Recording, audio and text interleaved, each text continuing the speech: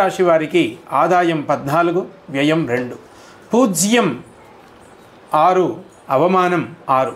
ఈ రాశి వారికి 11లో గురువు, 8లో శని, 9లో రాహువు, 3లో కేతువు సంచారం చేయడం చేత వృత్తి, ఉద్యోగ, వ్యాపార వ్యవహారాల యందు వీరు జయాన్ని పొందుతున్నప్పటికీ కూడా జాగ్రత్తగా మెదవలసినటువంటి అవసరం ఎంతైనా ఉంది.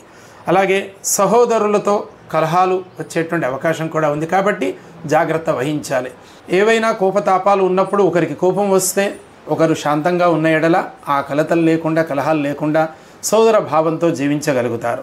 సంఘమున గౌరవ మర్యాదల్ని కాపాడుకోవాల్సినటువంటి అవసరం ఉంది. అలాగే వస్త్ర వ్యాపార రంగాల వారికి ఆదాయం అధికంగా ఉంటుంది. మద్యం, వృత్తి ఈ వ్యాపారులకు కూడా లాభం అధికంగానే ఉంటుంది.